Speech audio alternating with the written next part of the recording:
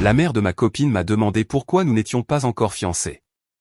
Elle a répondu, je ne suis pas prête à fermer des portes. Et si quelqu'un de mieux se présentait? J'étais en train de monter les escaliers avec les courses et j'ai tout entendu. J'ai laissé les courses et la clé de sa maison sur le comptoir. Quelqu'un de mieux s'est bien présenté, sa sœur.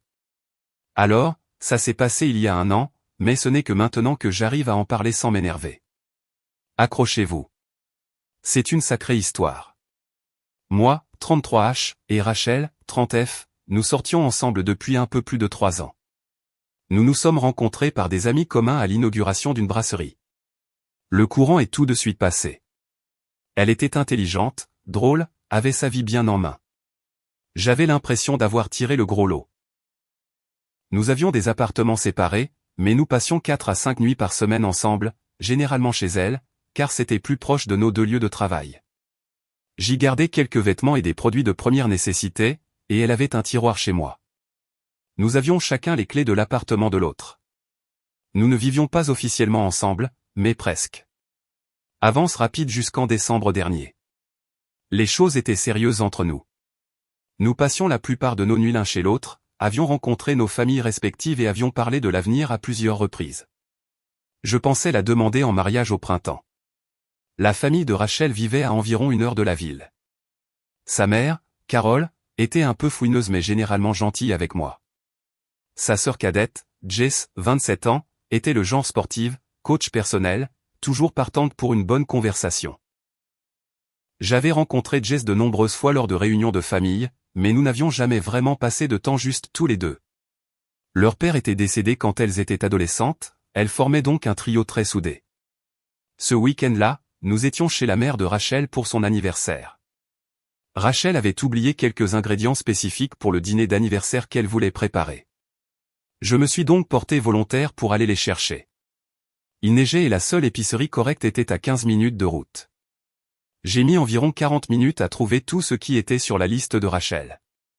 En plus, j'ai pris des fleurs pour Carole, puisque c'était son anniversaire. Je suis rentré, me suis garé dans l'allée et suis entré avec 4 sacs de courses. Leur maison a cette entrée en demi-niveau un peu étrange où l'on entre par le garage, on monte quelques marches et on se retrouve dans la cuisine. Le salon est juste à côté, sans véritable séparation. Je venais d'ouvrir la porte du garage et j'étais à mi-chemin des escaliers quand j'ai entendu la voix de Carole. Alors, quand est-ce que Matt va faire sa demande? Vous êtes ensemble depuis une éternité. J'ai marqué une pause, curieux d'entendre la réponse de Rachel.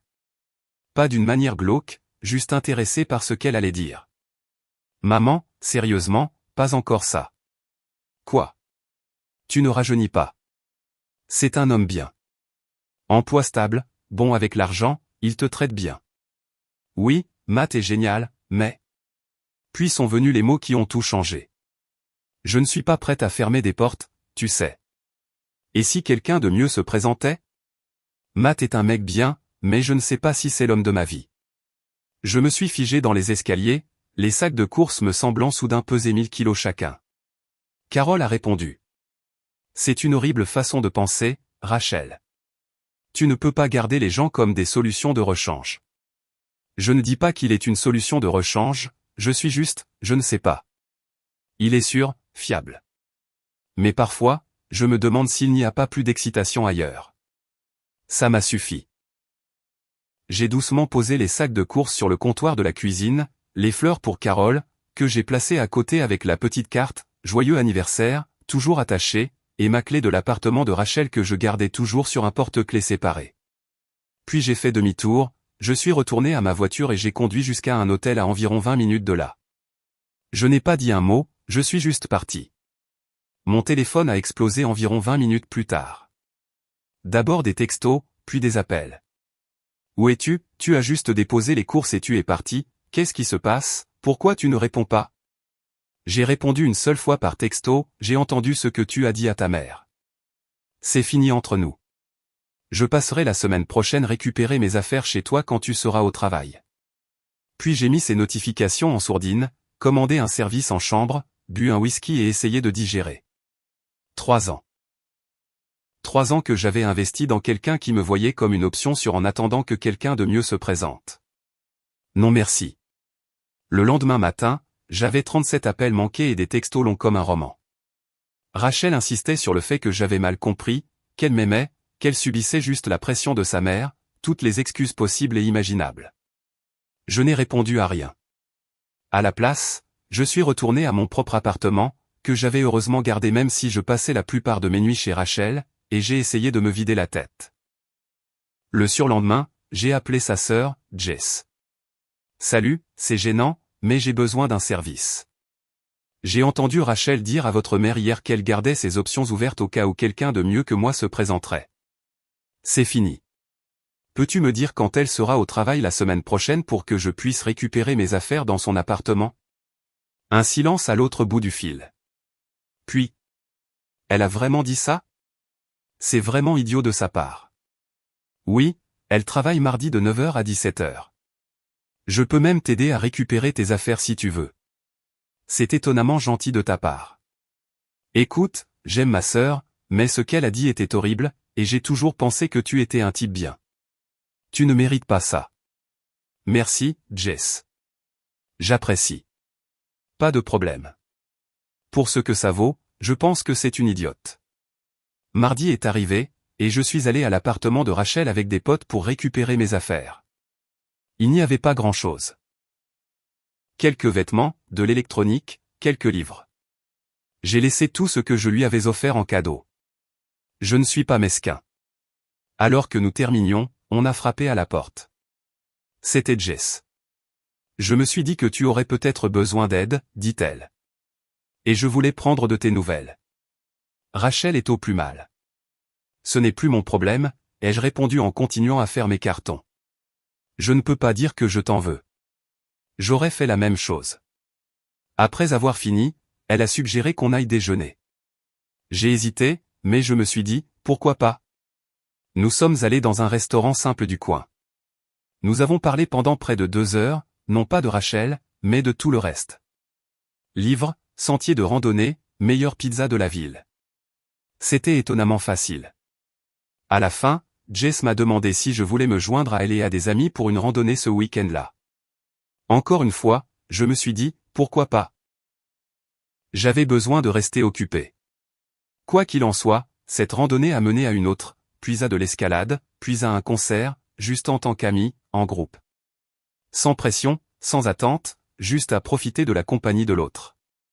J'avoue que j'avais quelques réserves à l'idée de passer du temps avec la sœur de mon ex. Ce n'était pas vraiment conventionnel, mais Jess et moi nous étions toujours bien entendus, et maintenant je découvrais d'autres facettes d'elle. Sa détermination sur les sentiers de randonnée difficiles, sa patience pour aider les débutants à la salle d'escalade, sa connaissance encyclopédique des groupes de musique indépendante. Nous avions plus en commun que ce que j'avais réalisé pendant toutes ces réunions de famille. Pendant ce temps, Rachel était implacable, se présentant à mon appartement, j'ai dû dire à la sécurité de mon immeuble de ne pas la laisser monter, appelant depuis des numéros différents, envoyant des emails. Elle a même poussé sa mère à m'appeler une fois, ce qui était extrêmement gênant. Matt, elle a fait une erreur. Elle t'aime. Elle est dévastée. Carole, avec tout le respect que je vous dois, elle n'a pas fait d'erreur. Elle a été honnête sur ce qu'elle ressentait quand elle pensait que je ne pouvais pas l'entendre. C'est sa vraie nature. Les gens disent des choses stupides qu'ils ne pensent pas. J'apprécie l'appel, mais la discussion est close. Prenez soin de vous. Environ 3 mois après la rupture, Jess et moi prenions un café après un jogging matinal quand quelque chose a changé. Je ne peux pas l'expliquer exactement, mais soudain, je ne la voyais plus comme la sœur de Rachel. C'était juste Jess. Drôle, direct, authentique. Jess. Je devais la fixer du regard, car elle m'a demandé. Quoi? J'ai quelque chose sur le visage? Non. Je me disais juste, est-ce que ce serait bizarre si je t'invitais à dîner? Genre, un vrai rendez-vous? Elle y a réfléchi un instant. Probablement, voire certainement pour Rachel, mais je m'en fiche si tu t'en fiches. Nous avons parlé sérieusement de ce que cela pourrait signifier pour sa relation avec Rachel, avec Carole, toute la dynamique familiale. Il ne s'agissait pas seulement de nous. Mais à la fin de cette conversation, nous avons tous les deux senti que cela valait la peine d'explorer. Ce vendredi-là, nous avons eu notre premier rendez-vous officiel. Bon restaurant, excellente conversation, cette sensation électrique de quelque chose de nouveau, mais en même temps familier. Quand je l'ai raccompagnée à sa voiture, elle a dit « Tu sais que ça va créer des histoires, n'est-ce pas ?» Probablement, ai-je admis. Mais ça en vaut la peine. Elle a souri. Absolument. Nous avons décidé de ne pas nous cacher, mais de ne pas l'afficher non plus. Juste vivre nos vies. Si Rachel l'apprenait, elle l'apprenait. Ça a pris exactement 3 semaines. J'étais chez moi en train de préparer le dîner quand mon téléphone a sonné. Le numéro de Rachel. Je l'avais débloqué quelques semaines auparavant, lorsque ses tentatives constantes de me contacter s'étaient enfin calmées. Contre toute attente, j'ai répondu. « Tu sors avec ma sœur ? » « Ma sœur ?» Elle criait si fort que j'ai dû éloigner le téléphone de mon oreille. « Bonjour à toi aussi, Rachel. Comment as-tu pu me faire ça ? Ça fait quoi, 5 minutes, et tu passes déjà à autre chose avec Jess, de toutes les personnes possibles. Ça fait plus de 3 mois, Rachel. Et oui, Jess et moi nous voyons. C'est le plan de vengeance le plus pathétique que j'ai jamais vu. Tu essaies juste de me faire du mal. Tout ne tourne pas autour de toi. Jess et moi apprécions la compagnie de l'autre. Ça n'a rien à voir avec toi. N'importe quoi. Tu l'utilises pour te venger de moi. Pense ce que tu veux.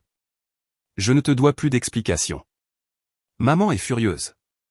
Ça déchire notre famille. Ce n'est pas mon problème. Tu aurais dû penser aux conséquences avant de décider que je n'étais pas assez bien mais de me garder sous le coude quand même. Elle a fondu en larmes, puis m'a dit qu'elle avait fait une terrible erreur, qu'elle voulait vraiment m'épouser, qu'elle avait eu peur de l'engagement mais qu'elle avait réalisé trop tard ce qu'elle avait perdu. Pendant une seconde fugace, j'ai senti un pincement au cœur. Pas du regret, exactement. Peut-être de la nostalgie pour ce que je pensais que nous avions. Mais c'est vite passé. Rachel, je raccroche maintenant. S'il te plaît, ne rappelle plus. Tu sors avec Jess uniquement pour me faire du mal. A-t-elle crié alors que je mettais fin à l'appel. Ce soir-là, j'ai parlé de l'appel à Jess. Elle n'était pas surprise. Elle m'a appelé aussi. Elle a dit que je l'avais trahie, que j'avais toujours été jalouse d'elle. Tu vas bien ? Ai-je demandé. Oui. Maman est assez contrariée, par contre. Elle dit que nous la mettons dans une position impossible. Tu veux qu'on arrête de se voir ? Elle m'a regardé droit dans les yeux. Pas question. Les mois suivants ont été difficiles pour Jess. Sa relation avec Rachel était au point mort, et Carole était prise entre deux feux, essayant de maintenir des relations avec ses 2 filles. Les réunions de famille étaient hors de question. Jess a manqué la célébration de Noël familiale habituelle, la passant avec moi et ma famille. Elle faisait bonne figure, mais je savais que ça la blessait. Nous avons eu de nombreuses conversations pour savoir si notre relation valait la peine de cette tension familiale. Jess insistait que oui, mais je m'inquiétais de l'impact à long terme. Ce n'étaient pas seulement les parents de mon ex. C'était la famille de Jess, sa seule famille proche depuis la mort de son père. La dernière chose que je voulais, c'était de les séparer définitivement. Le truc, c'est que je n'ai jamais cherché à me venger, jamais prévu de sortir avec Jess. C'est juste arrivé. Et il s'avère que parfois, le quelqu'un de mieux qui se présente n'est pas pour la personne qui l'attend. L'ironie ne m'échappe pas, Rachel gardait ses options ouvertes au cas où quelqu'un de mieux se présenterait pour elle. Au lieu de cela, quelqu'un de mieux s'est présenté pour moi. La vie est drôle parfois. Mise à jour 6 mois plus tard. 9 mois depuis l'incident de l'épicerie, et je me suis dit que je vous donnerais une petite mise à jour, vu que le dernier post a suscité beaucoup d'attention. Jess et moi sommes toujours ensemble et tout va bien. Le fait de l'avoir rencontré par l'intermédiaire de Rachel nous a en quelque sorte fait sauter la phase d'apprentissage des antécédents de l'autre. Nous sommes passés directement aux choses sérieuses, ce qui a été rafraîchissant. La situation familiale s'est lentement améliorée. Carole a commencé par des déjeuners occasionnels en tête-à-tête avec Jess, en évitant soigneusement de mentionner Rachel. Puis sont venus quelques dîners où j'étais inclus. C'était gênant au début, mais Carole a fini par nous dire « Je ne peux pas prétendre comprendre comment tout cela est arrivé, mais je vois que vous allez bien ensemble. » Rachel a finalement cessé d'essayer de nous contacter. Aux dernières nouvelles, elle a déménagé à Seattle pour une opportunité d'emploi, ce qui est probablement mieux pour tout le monde. Ça donne un peu d'air. Carole a complètement changé d'avis. Elle m'a pris à part lors d'un dîner de famille le week-end dernier et a dit quelque chose qui m'a marqué. Parfois, les choses ne se passent pas comme on les a prévues, mais elles se passent comme elles le devraient. Une femme sage, quand elle ne met pas la pression sur ses filles pour qu'elles se marient. La question, est-ce que je sors avec elle pour me venger de Rachel, revient encore de temps en temps, généralement de la part de personnes qui ne connaissent pas toute l'histoire. La réponse est, et a toujours été, non. Est-ce que ça a commencé de manière non conventionnelle? Absolument. Mais ce que Jess et moi avons construit est quelque chose de propre, séparé du passé. Certains amis communs ont pris le parti de Rachel, ce qui était prévisible. Nos amis les plus proches d'avant la relation et mes copains d'université, les partenaires d'entraînement de Jess à la salle de sport nous ont soutenus. Les amis que nous nous étions faits en tant que couple avec Rachel se sont naturellement éloignés. C'est comme ça que ça se passe. Jess et moi partons en voyage à Yellowstone le mois prochain. Sa première fois là-bas, ma troisième. Elle a déjà planifié toutes les randonnées qu'elle veut faire. Son enthousiasme pour la vie est contagieux. J'ai croisé l'ancienne colocataire de Rachel dans un café la semaine dernière. Elle a mentionné que Rachel lui avait dit nous avoir vus ensemble sur les réseaux sociaux. Selon la colocataire, Rachel aurait dit « Ils ont l'air vraiment heureux, genre, sincèrement heureux ». C'est probablement ce qui se rapproche le plus d'une conclusion pour nous. Voilà où en sont les choses. Ce n'est pas le chemin conventionnel pour trouver quelqu'un, mais je suis reconnaissant de la tournure des événements. Parfois, il faut passer par la mauvaise relation pour trouver la bonne. Et parfois, la bonne personne était plus proche qu'on ne le pensait. Mise à jour finale, 1 an plus tard. Le cap d'1 an me semblait être le bon moment pour une dernière mise à jour sur cette saga. Jess et moi avons emménagé ensemble le mois dernier. C'était une grande étape, surtout vu comment les choses ont commencé, mais cela nous semblait juste. Nous avons trouvé un endroit à égale distance de nos 2 emplois, avec une pièce supplémentaire pour une salle de sport à domicile, sa demande, et un bureau, ma demande. Rachel est fiancée. Rebondissement, n'est-ce pas? Elle a rencontré un type dans la tech à Seattle et s'est fiancée après 6 mois.